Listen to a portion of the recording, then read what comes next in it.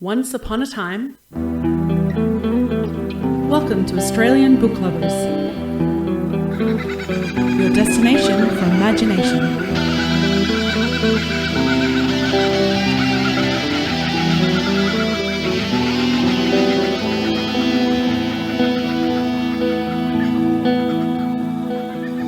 Book lovers, absolutely thrilled to have the fourth of our specials for the Wilderness Society's Karajia and Environmental Children's Literature Awards, and we've actually gone straight to the source. We have with us two of the brilliant judges. So we have Sami Bailey, who is one of the judges for the Environment Awards, and Leanne Mulgo Watson, one of the judges for the Karajia Awards.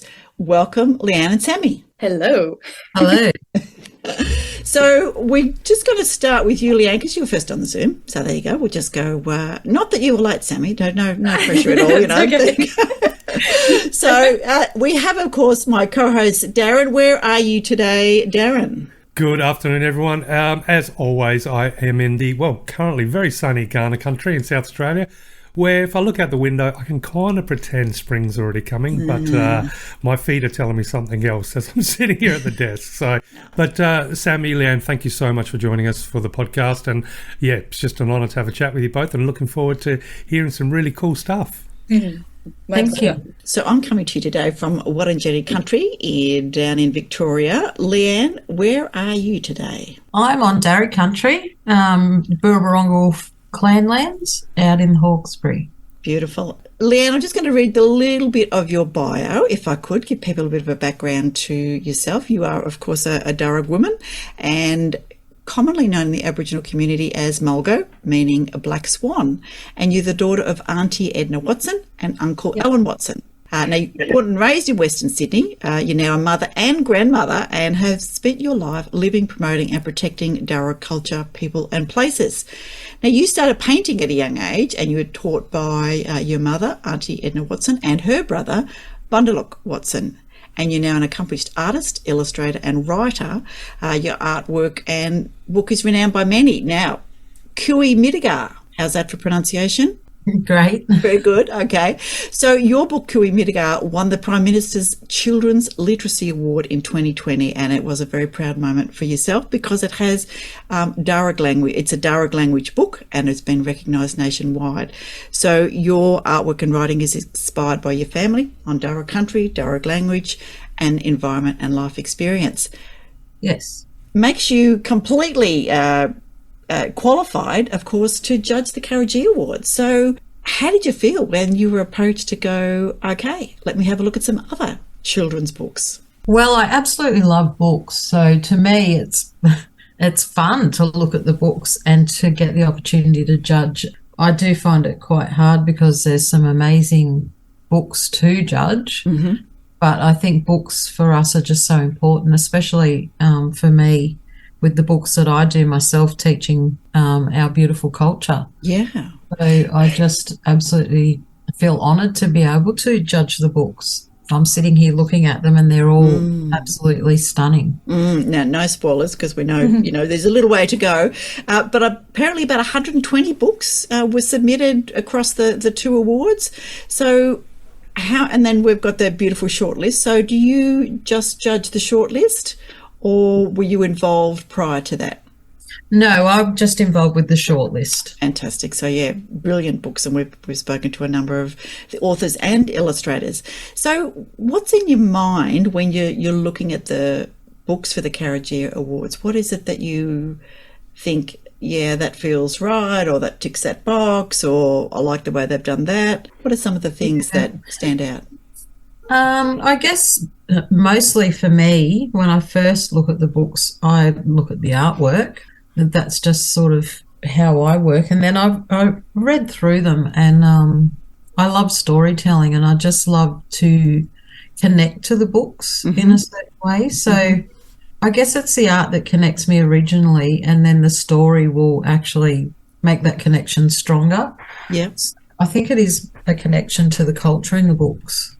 When you had your own book, when you had Kui Midigar, tell me, how does having that experience yourself of how to, prepare and write and an art book, an illustrator book.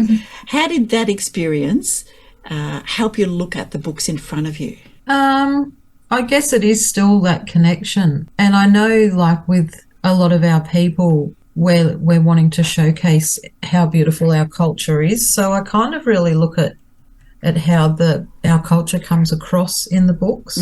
Kui Mitiga for me was a funny book because the language in our family was put to sleep with my grandmother. So to win a Darug language book award for me was we'd gone complete circle after my family not being allowed to speak language and then or share stories or anything like that. So to me, it's really important when I look at the books what the story is, like the story of country, like where those stories are from. It's just so important to me with this, the changes at the moment with the books that we do publish and that we do have out there. Are just really strong culture. So I guess for me, I'm really proud of a lot of the books that are out at the moment because I know back, say, 30 years ago, you just didn't have these types of books that did show such a beautiful culture, and especially the language. I love the language that's included. So I know a lot of communities have really worked tirelessly for years and years to get the language back awake. Yeah. Before, as sadly you mentioned, before the language dies out with the older folk. Yeah, definitely. Yeah. It's so important to have it out there and just everybody speaking language. So I think it just gives everybody that opportunity to be able to speak the language, anyone in community. So it's really important. And for the schools to have the books with language in there and from all over, so then people do understand that how many different languages we had. Yeah, absolutely. And the systems that we had in our culture were so just not a simple kind of thing. It was a very structured system and we were very bilingual. We knew quite a lot of languages. And I think that the books are a really good way to share that. I know working with kids with language, they just pick it up straight away. A lot of them can speak language better than I can. Yeah. And they just absolutely love it. They're great at it. And it's good for kids to be able to pick up a book and at least try to speak the languages, and they usually get it really spot on. Yeah, their brains are so malleable at an early age, aren't they? They're just definitely ready to absorb it. Yeah. Sorry, can I just jump in for a sec? Leanne, obviously you've been painting for a long time and grown as an artist. You mentioned that there's a lot of books coming out now that perhaps wouldn't have been as prominent 30 years ago. Yeah. From your perspective, was there a definitive moment or a specific time when you noticed that the positive changes were happening? Or when do you think that the art and the celebration of the culture through art, through books like your own and other illustrators and writers, when do you think that really started to come to the forefront and really get out there in society? Yeah, it's really hard to pick an exact time. I know my mother was one of the first Aboriginal people in Western Sydney with a group of Aboriginal people to go into schools and teach about culture. And they did a few small language books and things like that. And that would be going back over 30 years ago. But there just wasn't anything around. You couldn't go into the bookstore and look and just grab a book, whereas these days you can. So it's taken quite a long time. And I know when they were going into the schools and teaching, they were sort of told what they could and couldn't teach, whereas these days we can put our stories into books and we don't sort of get told, well, we can and can't have this whatever. We can sort of just put our stories out there and share our culture and knowledge without those restrictions. And I find that books are a really good way to get those stories out there. So it's hard to put a timeline on that. I just know from years ago there just wasn't a lot around, and now there seems to be some just amazing books that you can, like, people contact me all the time saying, have you got resources or what can we look at, where can we learn? And these days you can say, well, have a look at some books. Yeah, there's a library. Do it, yeah. And those books are getting in the right hands too, the hands of the littlies, and they're the ones that are going to change the future and shape the world to be a better place. Yes, definitely. Kids Learning in Language. I know the Indigenous Literacy Foundation do a lot of work getting books in language, and particularly, communities that are remote, that, making sure that some of those smaller populations still have opportunity to tap into language. Yeah.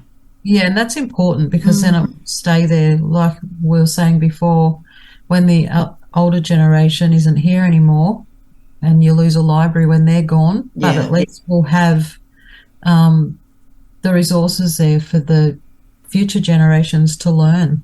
Absolutely. So it won't just disappear. All right, Leanne, thank you. You can take a breath and let's have a chat with Sami. Now, Sami, where are you today? Whose land are you on? Hello, I'm on Wonnarua country. So I'm out in Maitland, outside of Newcastle area, and it's beautiful. It's a bit windy, been very I think we got gusts of like 70 k's an hour the other day. Oh, yeah, wild. Which is just so great. And but it's been very pleasant apart from that. It's a beautiful area. Very good. All right, Sami, are you ready for your bio? I'm sure I that am. you are.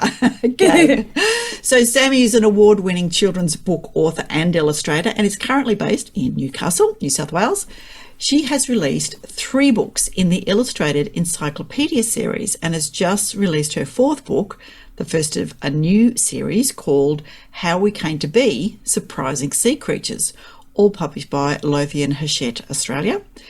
She has a Bachelor in Natural History Illustration with honours at now UON, University of Newcastle. Yes. That's hazard a guess, thank you. She's trained in scientific illustration and loves to try new mediums and techniques, as she never knows what style she might fall in love with next. She appreciates all animals, especially the ones that can be defined as weird, wonderful, or even ugly. There you go. So, attracted to ugly, weird animals, Sami. I know they're making it sound very strange, but I swear it's so much fun. They're so cool and weird and wonderful. This is very good. And scientific illustration, then some of the authors, some of the illustrators that we've chatted to over the last sort of 3 group sessions have been scientific illustrators, and it's just brilliant work.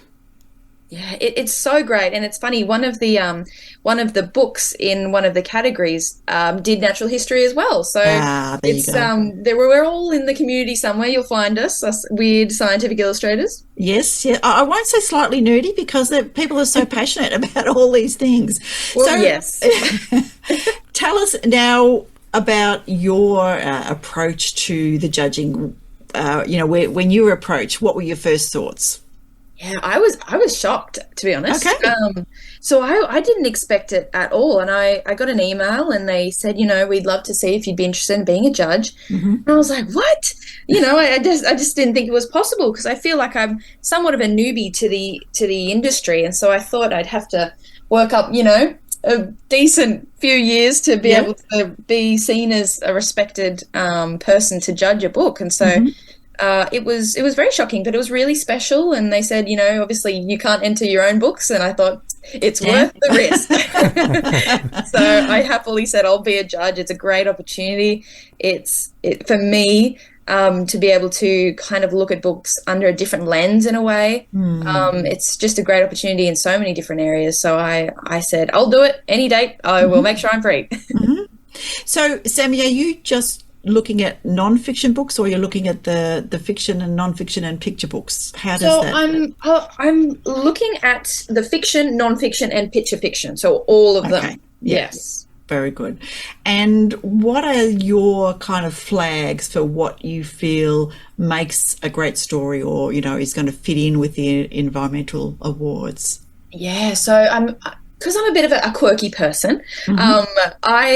I think one of the random things that stand out to me is sometimes the humor or the fun, and especially with powerful nonfiction or kind of, maybe I should say, serious elements like environmental impacts and nature and a lot of the struggles that is happening with the current environment. Sometimes it is good to introduce it or to talk about things in a somewhat positive and fun way so it doesn't become too depressing to kids.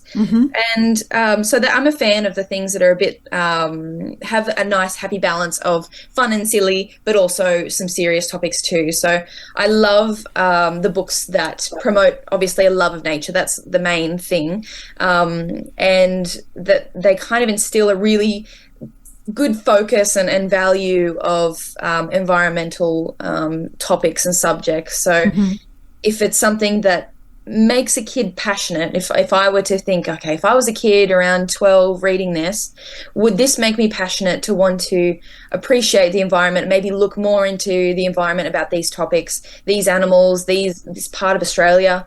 Would it make me feel empowered? Would it make me feel eager to step into the world and make a difference? Or would it make me feel hopeless and sad and depressed? And that's, I think, a really important thing to get across, not only to kids, to adults as well, but especially to kids. Yeah, particularly is the impact of what we have done so far to our environment is sort of weighing more and more heavily on the future generations. Yeah, you don't want the kids to feel like I might as well just chuck it all in now, but that there is hope and there is something they can do in their own small way. Exactly. And I think it's, we can't underestimate kids, that we can't talk about certain kind of environmental topics when they are in, their teenage years or preteens. Like, you can talk about this stuff and they want to know, so you can't hide it from them. But making sure as soon as you're introducing a troublesome kind of topic, you're very quickly also mentioning the things that they can do to make a difference and the positive, so they aren't weighed down with the negatives. I do have a question for you, Sami, because I see that you've just released your 4th book, which I believe is the first of a new series. Yes. How We Came to Be, Surprising Sea Creatures. Yes. Now, I'm not right up to date with all my science back in the day when I was doing science. I know we pretty much possibly came from the ocean. But yeah, how do those two sentences come together for you and for the book, as far as How We Came to Be and Surprising Sea Creatures? I mean, obviously I must have come from one of those weird, ugly sea creatures if you follow my DNA back. But yeah, for the book, yeah. Yeah, it was so funny because I really, when I was doing my encyclopedias, I really enjoyed talking about adaptations and evolution and all of that kind of confusing but interesting topics when it comes to animals and plants, and especially with ugly animals. People and kids would go, oh, it's an ugly animal, it just looks that way to be silly and stupid and it's pointless. But I was starting to realize, the more I researched, that almost none of their features that we saw as ugly or strange were pointless, and they had some sort of either benefit, or they assisted this animal in some different way. There was almost always a reason behind their appearance. And so that was what got me interested in kind of looking at nature differently. But after I did the 3 encyclopedias, I thought, these books are aimed at kids around 7 or 12.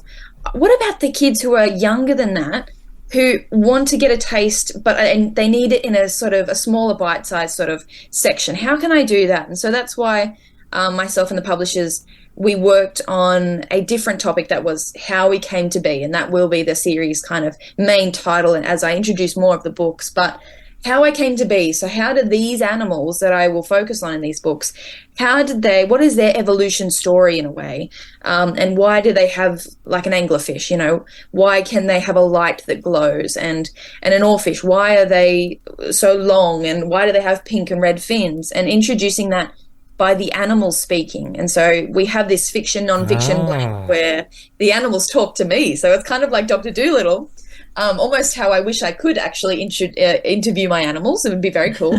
And hearing their perspective. And so they are the ones teaching me, my fins are red and pink because I eat so much krill and shrimp that I turn the color of that food source. And having some funny kind of dialogue between me and the animals as we go. So it's a great age kind of range for kids around 3+, introducing evolution topics, adaptation topics, and it just so happened that the first book that we eventually started on was we picked the underwater and under the sea and things like that, and yeah, scientists believe that we essentially started as little kind of organisms and bacteria and things like that down near the thermals and in the water. So it kind of is a bit of a pun that I started the book series about evolution in the water.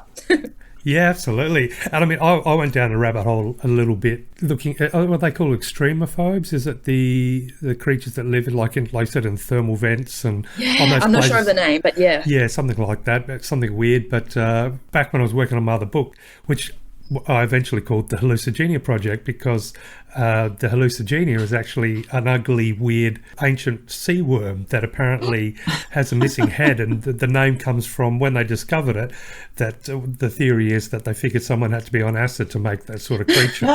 So it's What did you say it's called? What is it? the hallucigenia. Oh, So, I don't even know how to spell that. How would I even begin? well, you can look up my book, The Hallucigenia Project. Yeah, spell it for me. But it's a funky looking thing. But with so many strange creatures, I believe they're all aliens under there. Realistically, so your love is for all animals. You're not purely based for marine, are you?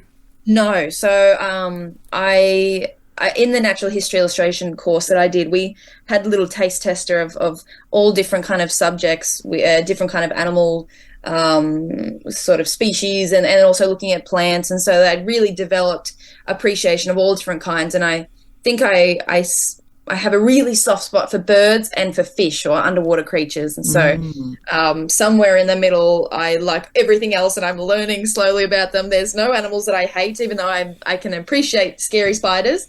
But I certainly don't hate any animals. So I'd love to be able to do a book on as many topics of animals as I can. Beautiful. Wow, very good. Leanne, can I ask you about the environment and Indigenous culture? Because of course, the more I learn and the more I hear and the more I listen, it's not something that's separate. I mean, the hunting's not separate to education, it's not separate to family, it's country, and it's all together. So how do you think the message is getting out about Indigenous culture and with these kind of books, sharing that? What impact do you think it's going to have for the young people and sort of their thoughts around the environment? That's a really long-winded way of all of that, but pick whatever you like out of that and tell us what you think.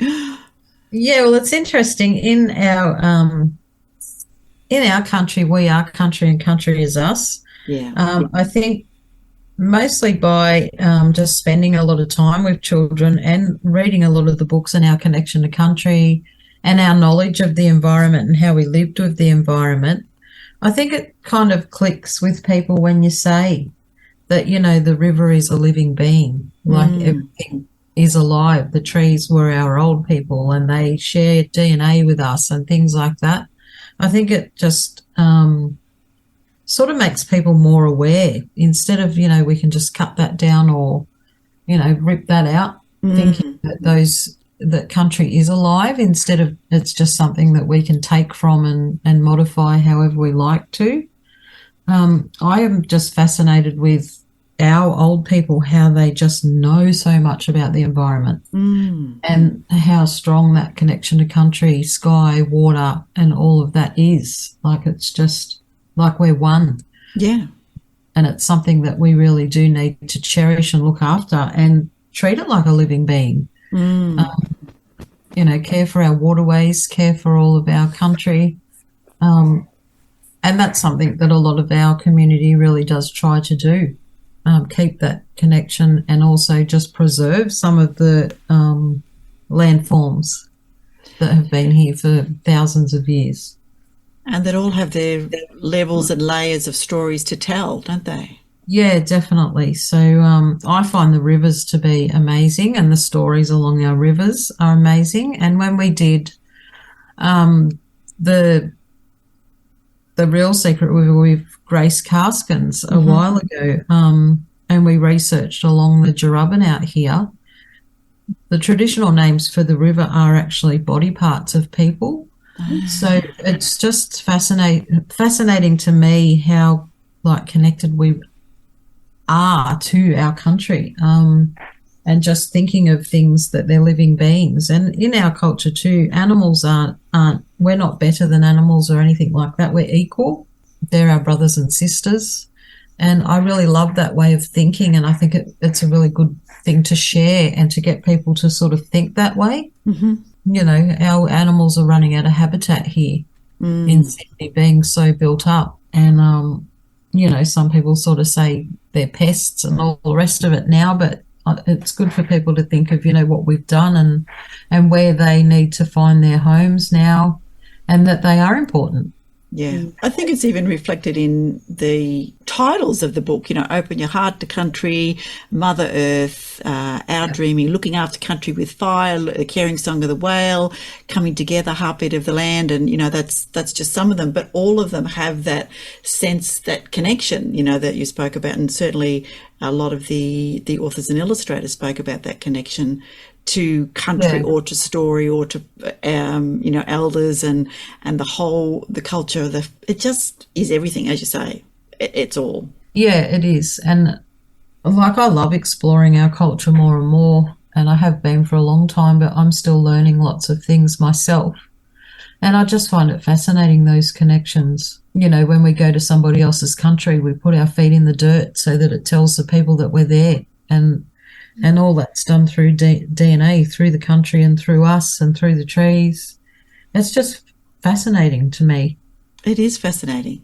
And I'm so glad to see more and more on, general free-to-air telly and that kind of thing gives us the opportunity, as non-Indigenous people who might not have any body to tell them those stories. Got things like the first inventors, the Australian Wars and all of those things where it is, again, Indigenous people sharing their stories and their culture, and 65,000 years is a lot to get over to people to share. Yeah, it is. Yeah, it's such a short space of time. A lot of those stories were put to sleep. It's just amazing that we can actually bring those stories back now and actually share those, and everybody can learn. I was just talking with another children illustrator and author, Mike Mollard, recently, and we were chatting about the fact that there is a bit of a division in the sense of for so many of us growing up, we have the urban sprawl that we live in,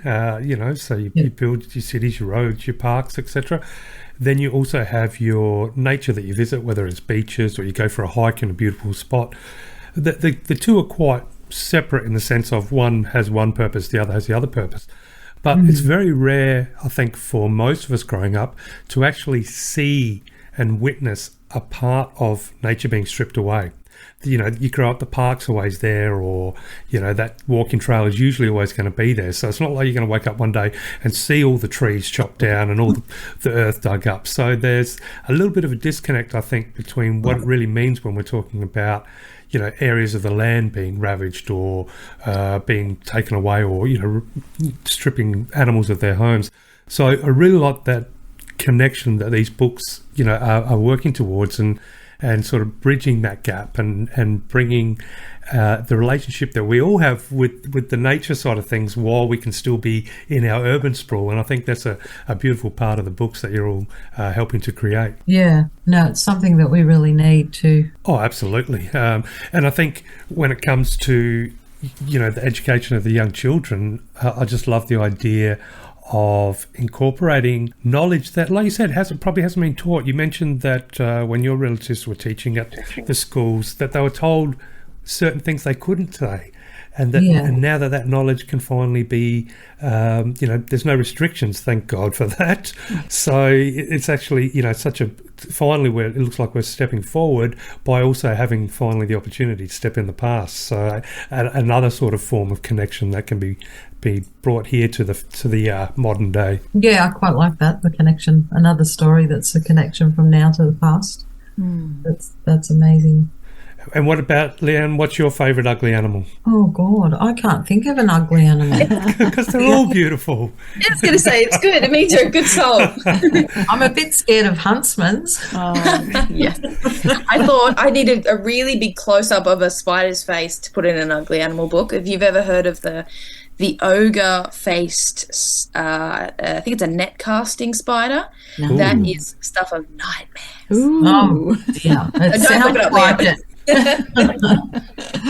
We call Huntsman Bob at our place because my daughter has, I would say arachnophobia. It's pretty severe, but when she was doing a year 12 many years ago, there was a fabulous big huntsman that used to sit above where she worked, but she didn't want us to catch it.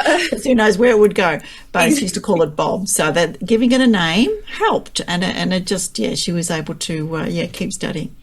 Oh, good. It's always the worst when they pop up when you don't expect it, or when you're driving and then they come crawl along the dash. It's not where you want to meet a spider. No, and I'm not particularly afraid of spiders, but when I was pregnant with Cass, who's my eldest, we were driving down to town and one flipped out of the the visor, and I couldn't speak, and I'm going, oh.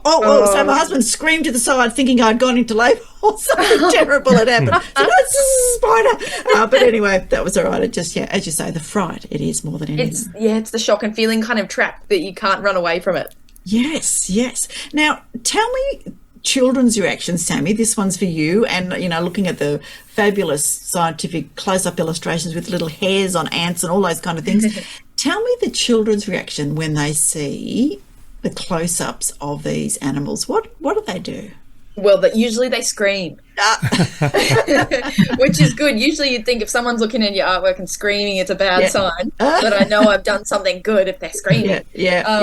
So usually I get a lot of, even though I kind of prepare them and I say, I'm an author and illustrator who can tell me what that means. And they get into the nitty gritty and I say, yes, everything in this slide that I'll show you and everything in my books has been hand painted by me. So that's with watercolors, who used watercolors before, blah, blah, blah.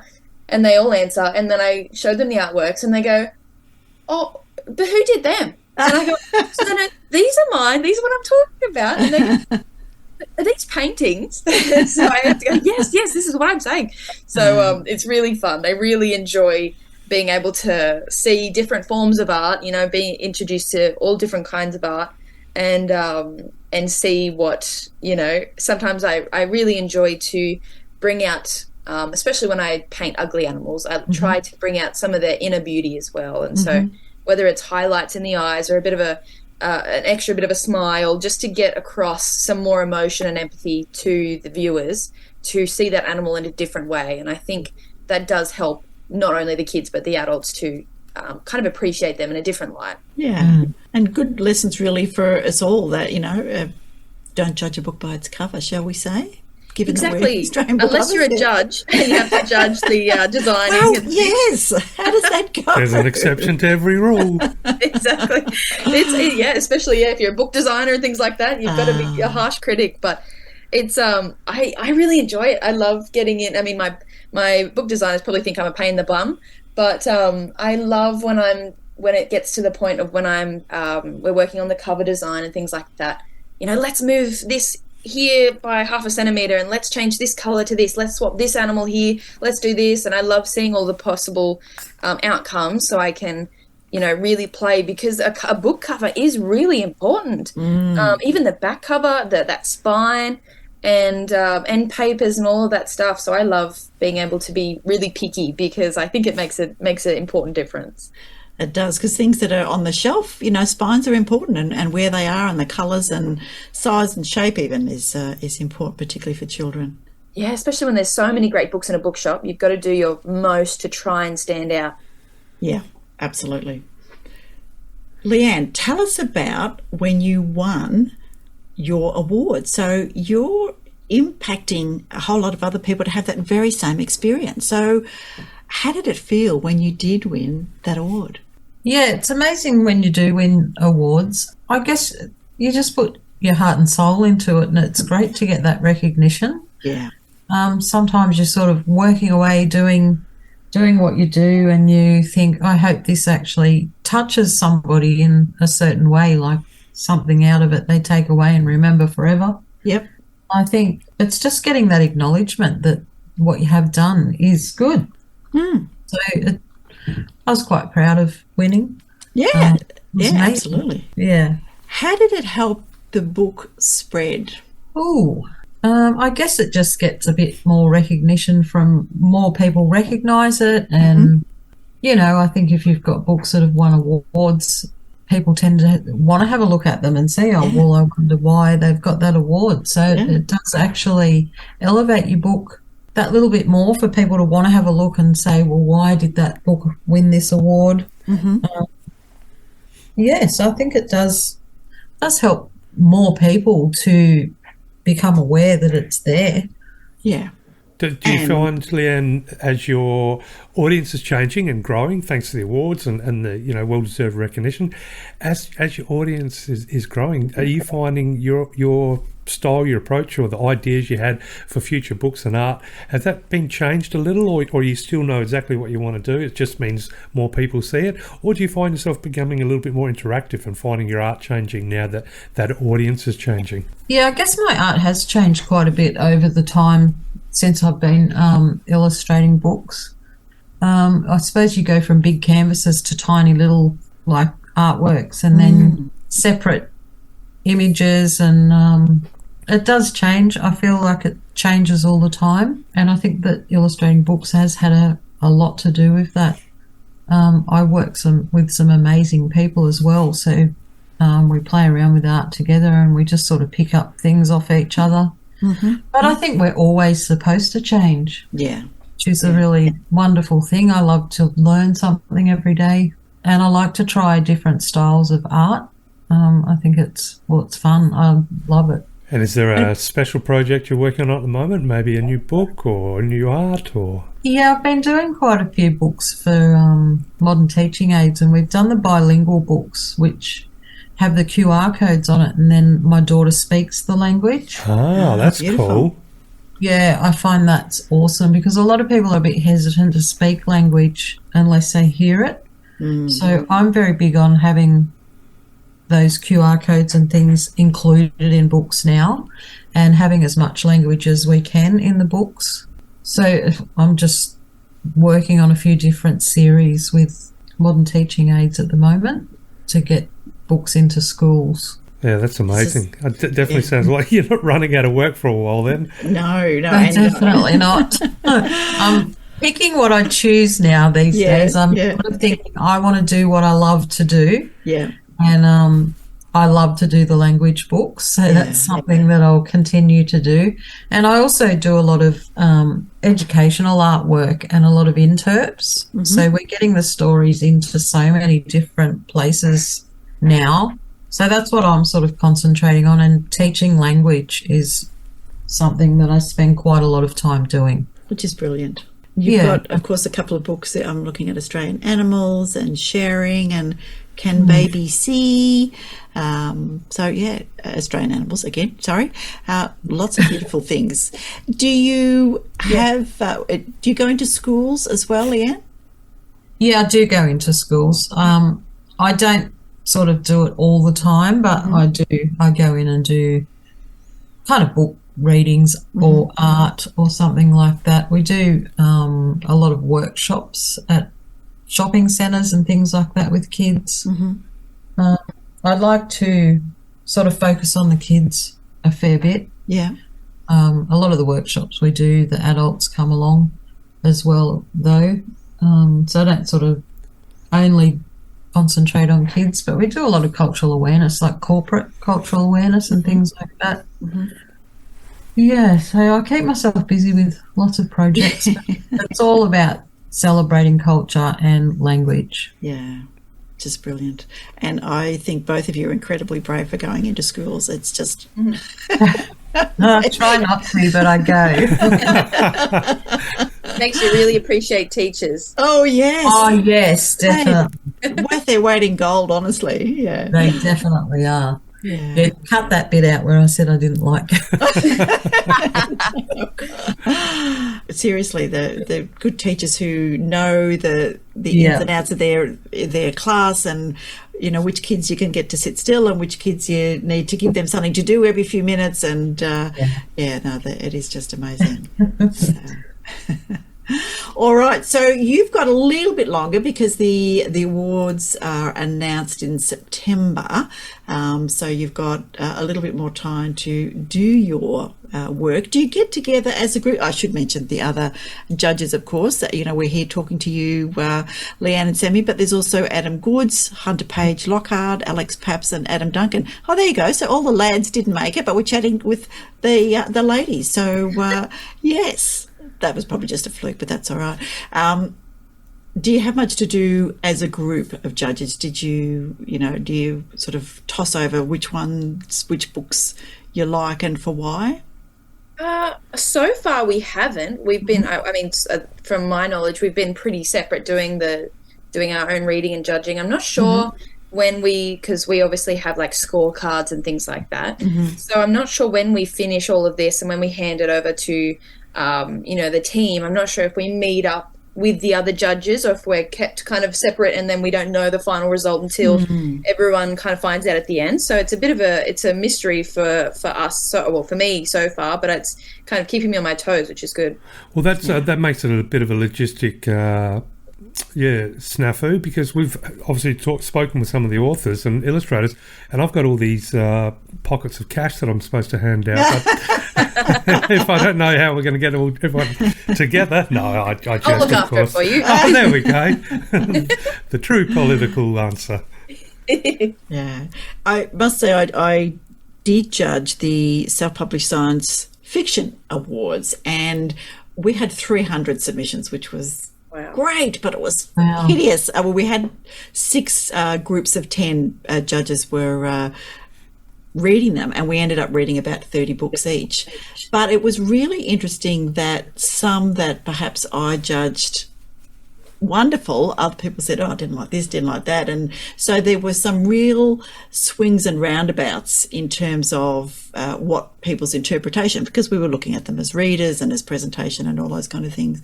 And I wonder whether any of that will come up, although, I suspect, having looked at some of these books, your job is much, much harder, because you've got the art and the illustration all forming such an incredible gift in such a short space of time. I know you've still got a few sort of middle grade ones who are a bit longer, but a picture book particularly, how hard is that to put it all together and go, yeah, that one's better than that one, because it's just different. Yeah, I think it was really tricky, especially some of the I'm not sure which category it was. I'll double check. I think maybe it was the non-fiction. It could have been the picture fiction. They are very different, and so it's kind of, it is tricky to, some are much longer, some are much shorter, and the very different art styles.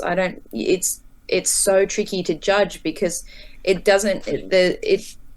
not like the more details the better it is. Sometimes the less details the better it is. So it's this really tricky. And same with words. Sometimes you don't need lots of words, but sometimes whatever those words are make a big difference. And so it is tricky to compare them. So even though we've only got like 1, 2, 3, 4 in each kind of subject and category, you almost need it to go in halves again, so then you can like split them up into better categories. It is tricky. Yeah. However, all of the shortlist are, to me, look absolutely brilliant, and we're really happy to have been able to share, and we're doing some spotlights on each of them. Every episode we put a few more out there so that they get a chance for more people to have a listen. Yeah. Will you be entering next year, the two of you? Leanne, what about you? Now that you've seen the works that are coming in, do you think one of your new books might be ready to come in next year? Yeah, I'm not sure. That's possible. Very possible. What about you, Sami? Yeah, I'd love to. I think, because my new books are picture kind of hybrid fictions, it'd probably be in one of the different categories, but it'd be it's definitely worth it. It's worth, like entering any competition. It's worth the risk of losing or to not getting to a short list of any kind. Yeah. Because if you don't put yourself out there, then you'll never get a chance. But you got to sometimes be prepared to be disappointed to get happy. And I can't think of what the opposite of disappointed is. Appointed. Appointed, yeah. Pleased. That's a good one. Yes. Happy. Can I ask you, as authors and illustrators, do you have to talk to the other side of you to say less words, more pictures, less words? How does that sort of balance happen for yourselves? So, Leanne, what about you? Start with you. Yeah, I sort of put a story together very basically, and then I do more of the artwork. So to me, I can play around with my art and enjoy that and not worry too much about too many words or less art. So, and I've actually got some really good people who have guided me through all of these processes as well. So I've been quite lucky to have had some amazing people that I've worked with that have helped me with that. Excellent. So I don't have to put too much thought into it. It's good. We had a few authors and illustrators say there was often a lot of to and fro, but the people that were combined, said there is still a little bit of to and fro. So what about you, Sami? Yeah, I struggle. I need some help from Leanne. I struggle with the amount of words. I think I get really excited and I really like going in depth and talking about animal, kind of the adaptation and the reason behind the adaptation and all of these fun sciencey things that sometimes need a wordy explanation especially for younger kids to kind of get it around my head, let alone, a 4-year-old. And so I get excited and I write these relatively big paragraphs, and then my publishers have to put me back down on earth and say, you've got to cut down some words, you've got to cut down again and again. And I'm like, I can't, they're all too important. How can I possibly get rid of one single letter? So it is really tricky, but that's the thing when you are making more of a picture book style. And because with the more recent one that I have done, having dialogue as well. And so the structure has to, when you're designing the book, you have to, we're doing speech bubbles. And so the layout of speech bubbles with a fair bit of text, plus allowing a lot of space on the page to have beautiful illustrations of the animals shine. It is a really tricky blend, I think, to get it perfect. And especially the book's, 22 centimeters squared or whatever it is only still a relatively small book. So you can't have too small a font. And so it brings in a bunch of logistical issues, but it is something that I'm trying to get better at. And sometimes I have to step away and then go, okay, from fresh eyes, what do I not need in this paragraph? And, and sometimes you get too invested. And so that's why editors are so helpful, because they're less kind of so in their own heads about it than sometimes the authors. Yeah. So even though it's a children's book, and so it does mean that the safety handle's on there, but the scalpel still has to come out. Yes. It's so brutal. I almost wish I could make have a fun extended response version of each book that if you want to know extra Easter eggs, go and read this free book online but that I made earlier. But that's the thing, sometimes if it's really that important, you make another book about it. Or you could start a whole new trend. I don't think there's ever been author's cut. You got your director's cut movie. Is there such a thing as author's cut? True. I just will be sharing all of the boring information that no one wants to hear except for me. All right. Final question for the two of you, Leanne. Without giving it away, if you can, what has most impressed you about the submissions to the Karajia Award? I think I'm absolutely in love with all of the artwork and how different it all is. Yeah. There's some absolutely beautiful art in the books that I'm judging, and stories. I just think they're so beautiful. Very hard to judge. I'm still, looking and still deciding, but I'm just absolutely blown away by the amazing artwork in the book. Fantastic. All right. Sami, what about you? What has impressed you about what you've received so far? I'll go down a different route. I reckon their ability to write interesting and relevant and modern, especially with the fiction side of things, stories or words about environmental things that are challenging, but be able to kind of have it relevant to so many different areas and so many different types of kids. And I found that was so interesting as I was reading more and more. I was like, they're such different topics, but they are still covering really important areas nicely. So I was really impressed by that. And you understand how difficult it is, both of you, and also Leanne, about the art. So thank you. Any final words for people who are getting out there with books about the environment or books about culture and country? Yeah, keep doing it. Keep doing it, yeah. Doing it, definitely. Yeah, we you need can never have too many. as many as we can get Yeah, beautiful. All right. Thank you very much. Darren, anything else you want to squeeze out of these very busy people? Oh, look, if I can, I've got one quick question for you both. So for Leanne, the quick question is, I know it's a busy week ahead. Have you got anything special, little celebration just for you planned for once you get to the end of it? And for Sami, are you ever going to write a book where you create your own ugly creatures? Well, my celebration will be our NAIDOC ball out here in the Hawkesbury at the end of the month, where we all get together and celebrate and meet up with some really awesome people in the community. So that's my celebration. Halo on or halo off? Or off, probably. I've got some good super glue made specially for halos if you need it. It's my proprietary blend.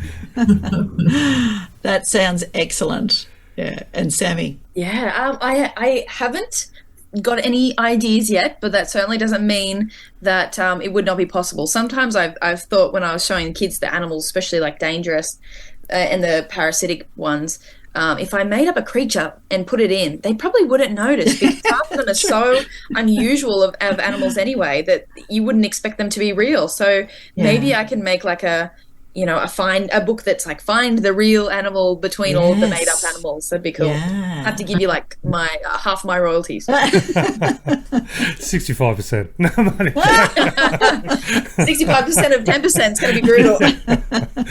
No, huge thank you to you both. It's been amazing to hear all the cool things you had to say, and again, just really appreciate the opportunity to have you on the show. And it's my privilege to be able to doing the show to meet wonderful people such as yourselves. So thank you so much for your time today. Thanks for having us. Thank you, everybody, and bye for now.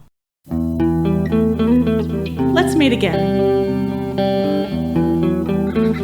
where magic happens.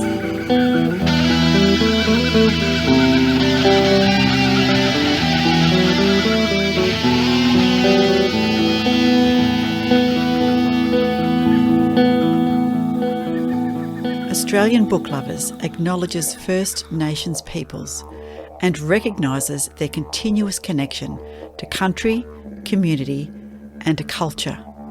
We pay our respects to elders past, present and emerging, and honour the sharing of traditional stories passed down through generations. We're committed to a safe and inclusive welcome for authors and readers of all cultures and backgrounds, including people of LGBTQIA+ communities and their families.